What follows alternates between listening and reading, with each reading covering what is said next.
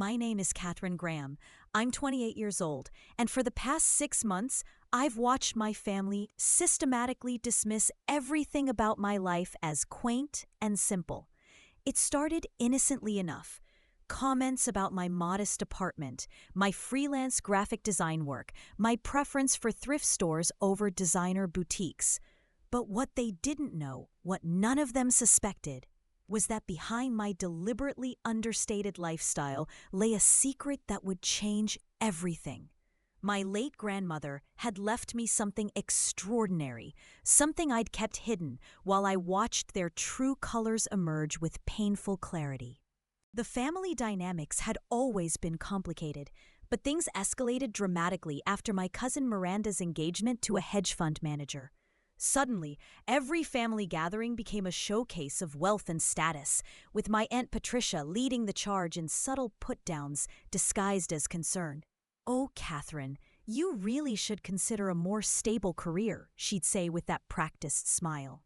"Freelancing is so uncertain, dear. Perhaps Miranda could help you find something more substantial." The condescension dripped from every word, but I kept quiet, knowing that patience would eventually reward me with something far more valuable than their temporary approval. My apartment in the arts district became a particular source of their amusement. "It's so bohemian," Aunt Patricia would tell her friends, emphasizing the word as if it were a disease. "Katherine insists on living like a struggling artist, though I suppose at her age it's rather charming in its own way." What she didn't see during her brief, judgmental visits were the climate-controlled storage rooms I'd converted in the basement, or the sophisticated security system I'd installed. She certainly didn't notice the insurance documents carefully filed away, listing pieces by names that would have made her jaw drop if she bothered to research them properly. The art collection had come to me through my grandmother's will, a woman Aunt Patricia had always dismissed as eccentric and impractical. Grandmother Evelyn had been a patron of the arts for 6 decades, quietly amassing works from emerging artists who later became legends. She taught me to see beyond surface appearances, to value substance over spectacle. "True wealth, Katherine," she used to say, "lies not in what you display, but in what you understand." Her collection included early Basquiat pieces, several Warhol prints from his breakthrough period, and sculptures by artists whose names now commanded astronomical prices at auction houses worldwide. But I kept this knowledge to myself, watching as my family's treatment of me grew increasingly patronizing. During Miranda's engagement party, Uncle Robert pulled me aside with his characteristic blend of authority and condescension. "Katherine, we're all concerned about your future," he said, gesturing toward my simple black dress. Vintage Halston, though he wouldn't have recognized quality if it came with a certificate of authenticity. "Perhaps it's time to consider something more conventional. Patricia has connections in corporate communications. Nothing wrong with accepting family help, you know." His tone suggested charity rather than genuine support, and I smiled politely while calculating exactly how much his annual salary would buy at a Sotheby's auction. The breaking point came when they decided to help me by organizing a family intervention disguised as a career consultation. Aunt Patricia had arranged for Miranda's fiancé, Derek, to offer me an entry-level position at his firm, a receptionist role that paid barely above minimum wage. "It's a foot in the door, Katherine," Patricia explained, with the patience usually reserved for explaining things to children. "Derek is being incredibly generous, considering your limited experience in the corporate world. This could be your chance to finally build something stable, something real." The implication was clear. My current life was neither stable nor real, merely an extended adolescent phase that needed correction. I accepted their dinner invitation to discuss this opportunity, letting them believe they were rescuing me from my artistic delusions.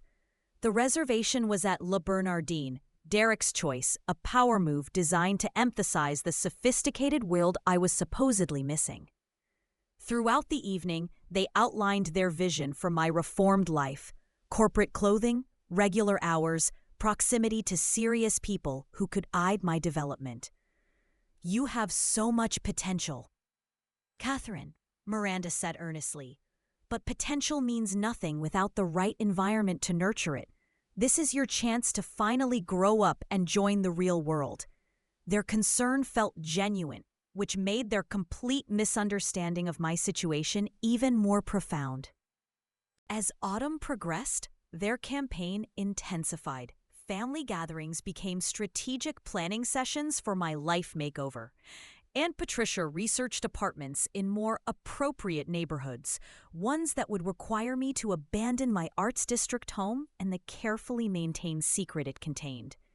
"You can't live like a college student forever," she declared during Thanksgiving dinner, while Uncle Robert nodded approvingly.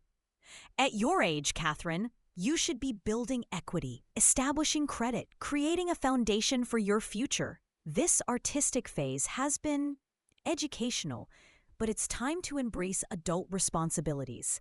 Their certainty was absolute, their benevolence unquestionable in their own minds. The final straw came when they scheduled a surprise visit to my apartment, ostensibly to help me organize and declutter before my transition to corporate life. Aunt Patricia arrived with professional cleaning supplies and garbage bags, ready to help me dispose of what she called accumulated clutter from your creative period. She walked through my carefully curated space with the efficiency of someone preparing a condemned building for demolition.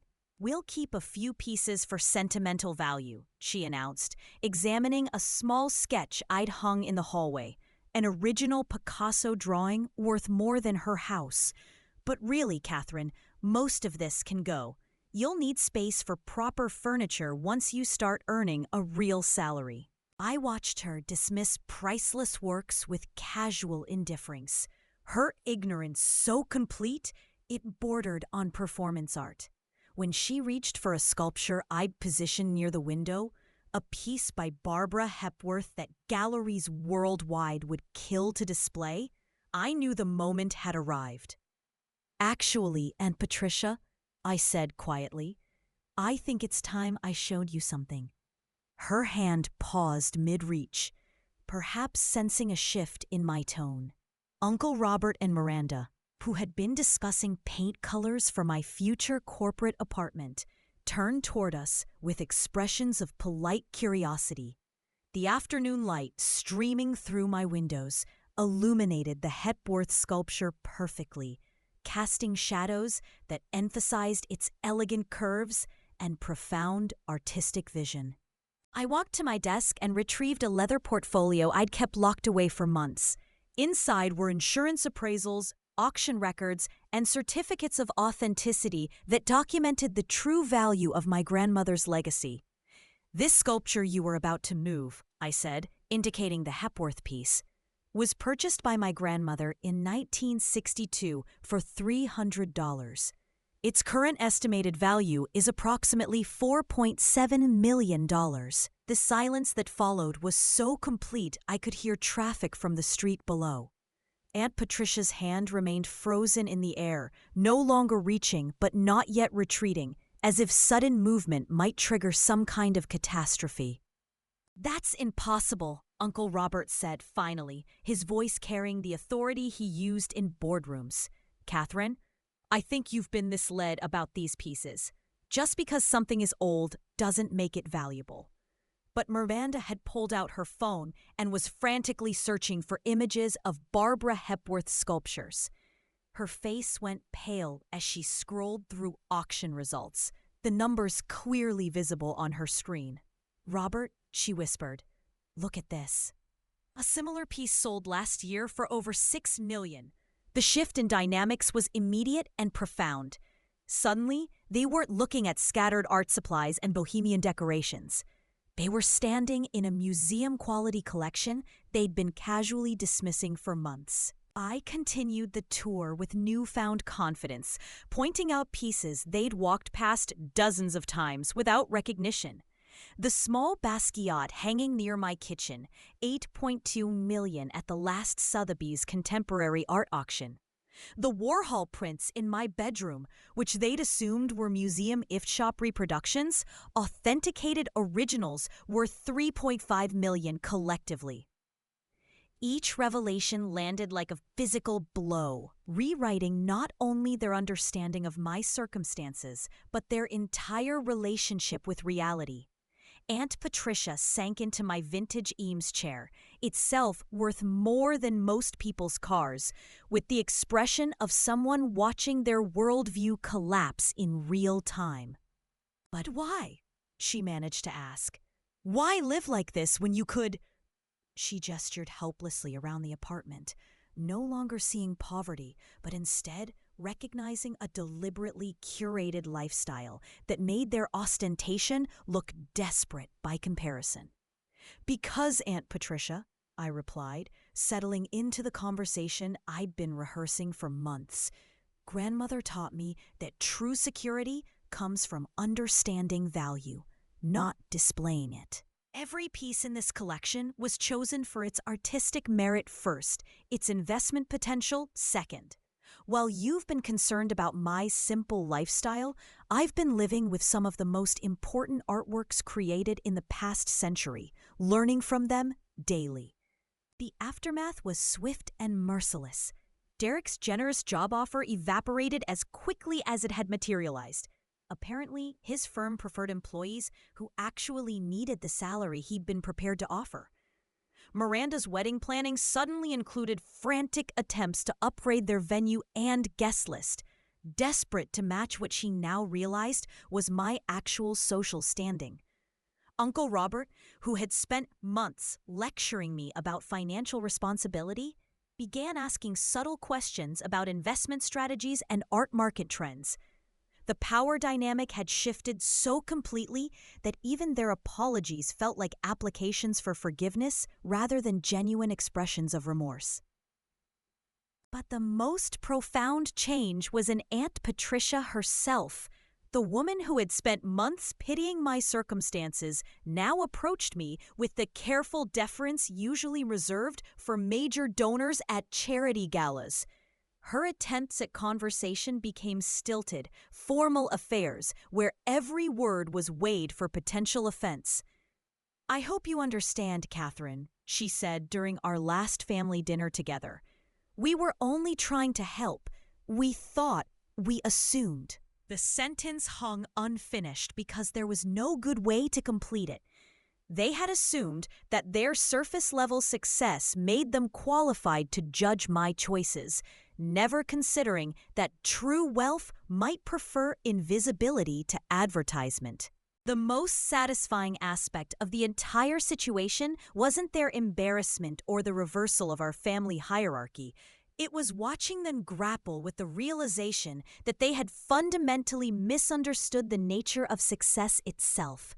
Their world of brand names and status symbols suddenly seemed hollow when confronted with artwork that would outlive them all, pieces that represented humanity's greatest creative achievements rather than quarterly profit margins.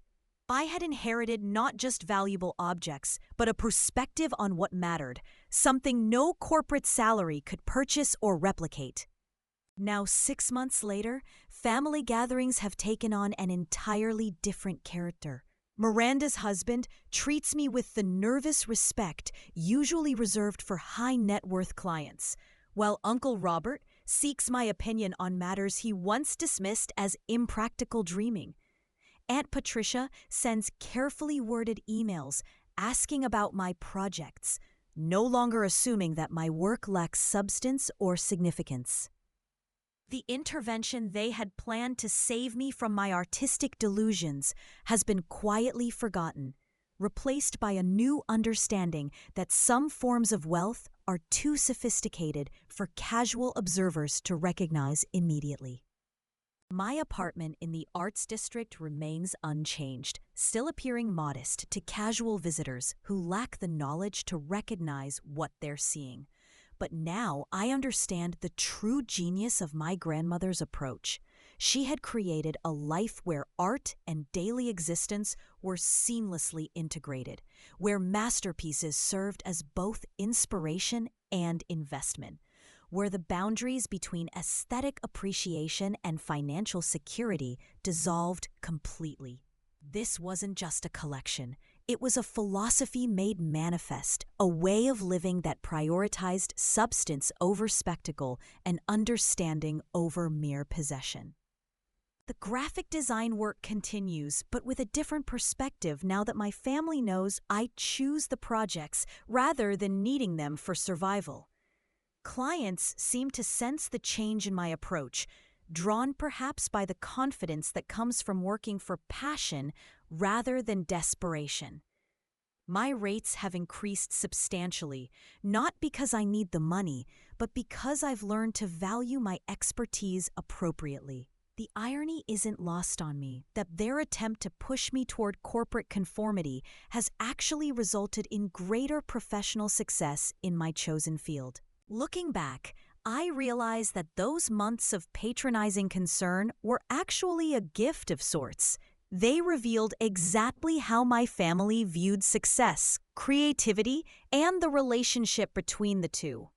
Their assumption that artistic pursuits were inherently frivolous or financially unstable exposed a fundamental misunderstanding of how wealth actually works.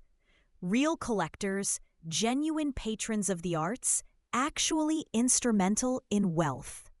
Understand that cultural significance often translates into lasting value in ways that traditional investments cannot match. My grandmother had taught me this lesson through example, but my family's reaction drove it home with unmistakable clarity. The final irony is that their original concern wasn't entirely wrong. Freelance graphic design can indeed be uncertain, and financial security is important for long-term planning. But they had confused the appearance of struggle with actual hardship, assuming that my modest lifestyle indicated limited resources rather than deliberate choice. In their world, success meant displaying wealth conspicuously, making their status immediately visible to anyone who cared to look. They couldn't conceive of a different approach, one where true security came from assets that appreciated in value while providing daily inspiration and intellectual stimulation. Today, I'm planning the first public exhibition of selected pieces from my grandmother's collection, partnering with a local gallery to share these works with the broader community.